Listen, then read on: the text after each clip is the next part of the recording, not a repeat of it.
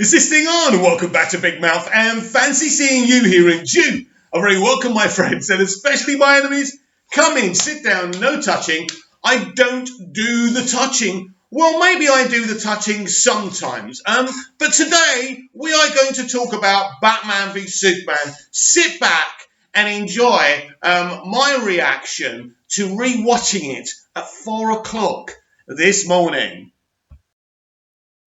Now, most of you will know that I lost my mother last October, so I have dreams about her every night. So I didn't really get round to rewatching Batman v Superman during the day yesterday. I was joining you guys with the tweets. It was fun. I don't know how much we were trending by yesterday, but it was great putting the GIFs up.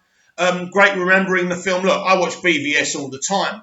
So I had so much to do. At the moment, I'm working on an unofficial Dallas reboot. I've got 2 ideas. I might do a video about it, but so I'm quite busy at the moment. But I woke up at 4 o'clock in the morning after dreaming about my mum, and I thought, you know what? I really should have watched BVS yesterday to get into the spirit of the 4 years on. And so I put it on. So I was quite tired. I was nodding off, but listen, this film is off the scale. So when I think about the people, I'm holding this so that doesn't go red again, but when I talk to the people who don't like the film, one of their concerns with the film is there's not a lot of action in the first half, the first third of the movie, which is true, of course. We get the awesome kind of Batman origin story, Bruce Wayne and his parents. Then we get the amazing perspective of Bruce Wayne, seeing it from his point of view, seeing the Battle of Metropolis from his point of view. Always exciting. So this film and Man of Steel really are one film. As far as I'm concerned, it's the continuing story. And this is both Bruce Wayne's, Clark Kent's, Batman's and Superman's story. People saying this is more about Superman or this is more about Batman are wrong. This is equally both characters' story. This is one of the most unique elements of this film. You've got Superman. He's just saved the world. Some of humanity love him. Some of humanity is still very distrustful of him. And you've got Lex Luthor plotting in the background to take him down. He does not like Superman. He sees him as his father. His father was brutal to Lex. And he saw his father as this demonic god. And that's how he sees Superman. And that's basically what he says to Superman later on in the film, up on the roof, where he's feeling very smug after he's pushed Lois off the roof. Superman saved her. And he's got Martha. So he's feeling really, really good at himself because he's got an advantage over Superman. It's a brilliant scene, by the way. I've got so much time for what Jesse Eisenberg did as Lex Luthor. For me, I wouldn't have cast Jesse as Lex. And I've said this so many times before. But his actual performance and the actual writing for this character is totally Lex. Yeah, Jesse doesn't really look like Lex, like we've seen him in animated, in live action. I would say that Michael Rosenbaum looks a lot more how the comic book Lex Luthor looks than Jesse Eisenberg. But still, his performance, his reactions are very, very Lex Luthor. First of all, Lex Luthor is a very intelligent man, right? And in a way, he does care about humanity, but he also cares about building himself up as a savior. He's not really a savior. He's a megalomaniac. He's insane in this movie. And I think that insanity works. So he's intelligent, but he's also insane. So that's the kind of element of Lex we haven't really seen, the insanity. We kind of saw it in Smallville Season 3, which was Shattered and Asylum, which was a really good look at the psychology of Lex Luthor and how he totally loses it on those 2 episodes. If you haven't seen that, you don't go back and watch the whole of Smallville, watch episodes, especially Shattered, a brilliant kind of character piece about Lex Luthor. So we've got an insane and an intelligent Lex in this film. So yeah, one of the critiques from people who don't like this film is there's not much action in the first half. And that's true. Really, the first bit of action we really get, and I'm talking about true action, is the Batmobile sequence when Batman's in the Batmobile going after the kryptonite. Wow. Wow. This is what Batman should be on the cinema screen, shouldn't it? It's such a powerful moment. The way the Batmobile's crashing everything in front of it It's amazing. You can see what a powerful piece of kit this is. They're shooting at it, but he's still going for it. And they're scared because they know of Batman. They know, and Batman's totally psychotic in this moment because he's just so full of rage in this film. He's just full of hatred, and you've got to come. When people say, oh, Batman shouldn't be killing people, this is a darker Batman who's been alive for a long time. What does he say to Alfred? Criminals are like weeds. You pull one up, another one grows in its place. This is a very true element in real life as well. This is what makes this film so relatable. And he's fed up. You know, his Robin got murdered by the Joker, right? But the Joker's still out there, right? He's had enough. And he, as he says to Clark Kent, he goes, when we got this problem with clowns, or whatever he says, right? And I think that's an apt moment. He has got the Joker on his mind, and you can tell that. But that moment with the Batmobile, one of my favourite bits. I could just watch that scene again and again and again. It is so totally encompassing. What Snyder does with that sequence is totally amazing. When people talk about Zack Snyder, wow, amazing. So that's a great moment. But there's loads of great moments in this scene because there's a lot of commentary in this film about characters. It's that brilliant bit when Clark comes up to his and Lois's apartment. I assume they're both living there, right? And she's trying to tell him, how can you be you but love me as well? It makes me quite kind of emotional. Lois Lane's quite intelligent in this version because there have been versions of Lois, both in the comics and in live action, a bit too bimbo-y, too in love with the idea of Superman, being Superman rather than actual Clark. But we're seeing Clark and Lois as a couple. She knows who he is, and he's saved her in Africa. But then later on in the film, Lois has to deal with the fact that Lex Luthor used Lois to stitch up Superman in Africa. And that really sits heavily with her, especially with General Swanwick. I do keep up at night. I do have nightmares. I do feel responsible that people died, right? When she gives him the bullet. The actual dynamic between Swanwick and Lois is really, really good. Seeing he's actually supposed to be Martian Manhunter, that adds new levels to it, especially when they're talking about when Superman takes Doomsday up into space and holds him so the missile can get him. And they're talking about Projectile 1 and Projectile 2. And the president regrettably, says, we're going to let them both die because, we can't let this creature, every time we hit this creature, it gets stronger. So that's an emotional moment. You can see that Swanwick is very emotional here. He's thinking, no wonder I don't come out to the world. Look at what they're doing to him. And we see that in Man of Steel, silently. But the commentary and the narrative is there. When you look at it now, it's kind of obvious that he's Martian Manhunter. Not blatantly obvious, but when you know about something and you kind of think, yeah, makes sense. I think he's going to be a great Martian Manhunter when he's finally revealed in in Zack Snyder's Justice League, which is what we're calling it now. So this film has major levels because we're talking about the Ultimate Edition here. We're not talking about no Warner Brothers kind of put together theatrical cut. We're talking about the real Batman v Superman: Dawn of Justice. This is a very smart film. And then we go to the introduction of Diana Prince, aka Wonder Woman. She still hasn't been called Wonder Woman in BVS or Wonder Woman or the Justice League movie. So she's still not Wonder Woman, but she's to us. We've seen her, she's Wonder Woman, right, we get that, right? But her arc in this film is very, very clever. She says in the end of the film how she walked away from 100 years of cruelty or whatever she says, right?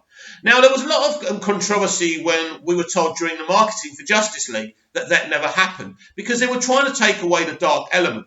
It's interesting when you look at Zack Snyder's vision of Wonder Woman and Patty Jenkins' vision because obviously the studio said to Patty with the film, we want her to wear a brighter costume. We want her, not to be as dark as she was in BVS because her costume is a lot more darker. And that's interesting because when we get to a modern day Wonder Woman movie, which I assume the third movie is, are we going to get this commentary about how Diana did walk away from 100 years of horrors?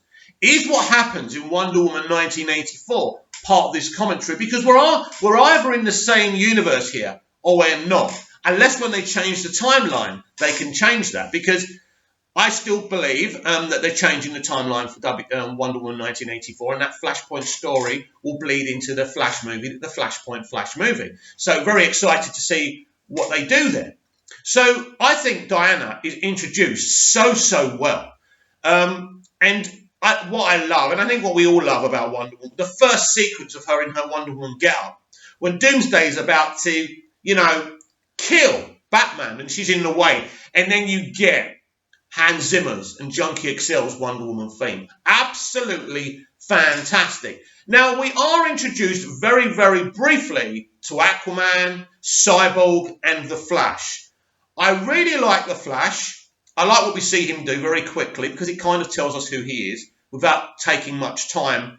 And this is the problem, I suppose, when you're trying to kind of hint at characters you're going to bring in kind of in a couple of movies' time, which is the Justice League movie. So I think I like that. I like the introduction of Aquaman. Again, it shows us what type of Aquaman we're going to get, right? Very robust, but then we get Cyborg. Now, unless you know his origin story, this one's a bit difficult, really, because you can see the origin there. And if you know the origin, it's good. I think we needed a bit more on Cyborg. I think Cyborg should have had a bit more involvement. Maybe we could have seen him playing football or whatever. We see all that, of course, in flashbacks in Zack Snyder's Justice League. But I think we needed more of Cyborg. But the introduction, anyway, of Wonder Woman, Aquaman and The Flash were cool. And I like them, and I think that's brilliant. But this film is the story of Superman and Batman. These are stripped down characters, and I think a lot of people didn't like that. This was an analysis on both characters. This is an analysis of the Superman arriving on Earth, as it says in letters after the first part of the film, right? And when we see Batman, or when we see Bruce Wayne's kind of point of view of the Battle of Metropolis. So this is really this is still a Superman, still learning. He still hasn't had his training from Jor-El. So he's learning all the time, but he's trying to be the hero Jonathan Kent wanted him to be, and in a way, the hero and the person that Jor-El wanted him to be as well. And there's that brilliant scene after the Senate building explodes, one of the best sequences in film I've ever seen. Because when you first see that, it's so utterly shocking. This is a film with so much commentary.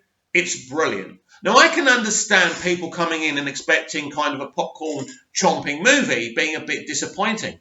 But this film is so much more than that. Now, someone on Twitter wrote a list of comparisons to this film to Civil War, the MCU film that came slightly after BVS, and the accusations of them stealing ideas from Batman v Superman are still out there. So I'm going to give it a read. We're going to have a little conversation. So this is actually a list of things that someone put up. So this is what he says in the title of this picture: how Captain America Civil War copied the basic plots of BVS. 1. Opens on a flashback with boy billionaire and parents soon to be dead. 2. Sad billionaire with parental issues. 3. Heroes goes to Africa. 4. People die. Wow, that's a bit way for thin, mate. 5. An important clue was found in a notebook. 6. Media reports about Africa situation while head girl watches and feels bad about it. 7. Somebody is upset because they lost their life or someone in a fallen building. Grumpy senator is grumpy. Government meeting inviting heroes. When was that? When was the government I suppose so. Meeting gets bombed. Yes. Now that's the moment that really, really does ring true. Have you noticed my TV switched off? Never mind. Hero goes MIA and gets considered as enemy. 12. Villain comes face to face with the man he framed for bombing and bends them to his will to fight. 13. Additional heroes without costumes. 14. Billionaire stole something or framed a boy to gain an upper hand. 15. Heroes finally fight for some minutes in a clear place. 16. Heroes realised they were manipulated, so they stopped fighting to pursue the real villain. 17. Real villain was found in an old laboratory or where a forbidden body experiment was done. 18. Mama drama. 19. Freeway fight. 20. Mastermind captured and arrested. 21. Villains said they got and accomplished what they wanted. 22. Motivated speech about how the hero failed the other hero. Oh wait, hero was assisted by, what's that say? Comrade as he jumps to the second floor to battle armed mercs. Hero saves the main villain from his own death despite what the villain did to his parent. So, the comparison, look, it is a bit of a conspiracy theory, but I will say something.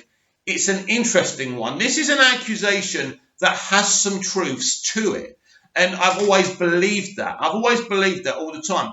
Especially the fact of the two, or there's three heroes fighting, but the real fight really is between Cap and Iron Man, right? Because there's a different kind of algorithm here, because obviously Bucky killed Tony Stark's parents. So there is a fight. There's a different kind of angst there, but it's a very similar film. So whether it's a coincidence or there's something more to this, but I've always said it, Captain America Civil War and BVS are narratively exactly the same type of films. But everyone says Captain America Civil War is amazing and BVS isn't such a good film. That's interesting. But don't forget that the Marvel Cinematic Universe had already been established. The DCU had not. So people were gagging to see the heroes together, and the DCEU was still setting them up. I think both films are quite good. I like Civil War. I think it's a good, capable movie. But I also like BVS. I think BVS, it does a better job of the commentary that it's making. And ultimately, the love letter that Captain America writes to Tony Stark after they fall is a bit weird, right? It waters down what's just happened. But I think, ultimately, I prefer BVS. Yes, I know, I'm a bit biased. But I'd like to know what you think about all this, because I do think there was some foul play here, and that's disappointing. So comment down below, like, share and subscribe, and I'll be back tomorrow with even more DCEU Daily. See you again soon.